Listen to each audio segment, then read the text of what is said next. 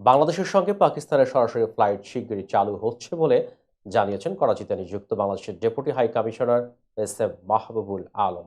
এর ফলে দুই দেশের মধ্যে ব্যবসায়িক সম্পর্ক জোরদার হবে বলে জানিয়েছেন তিনি।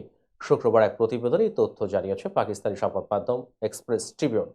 করাচিতে নিযুক্ত বাংলাদেশের deputy high commissioner S M Mahbubul Alam জানিয়েছেন, পাকিস্তান ও বাংলাদেশের মধ্যে সরাসরি ফ্লাইট শিগগিরই চালু হবে, যা উভয় দেশের ব্যবসায়িক সম্প্রদায়ের মধ্যকার সম্পর্ককে উল্লেখযোগ্যভাবে শক্তিশালী করবে।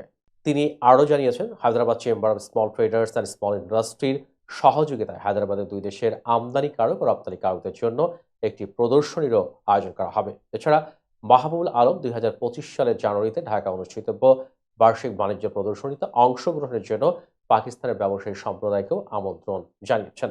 তিনি আশ্বাস দিয়েছেন, ঢাকায় অনুষ্ঠিতব্য এই ইভেন্টে পাকিস্তানের ব্যবসায়ীদের অংশগ্রহণের সুবিধার্থে তাদের ভিসা প্রক্রিয়া সহজতর করা হবে। এক্সপ্রেস ট্রিবিউন বলছে, হায়দ্রাবাদ চেম্বার পরিদর্শনকালে বাংলাদেশের ডেপুটি হাই কমিশনার এসব কথা বলেন।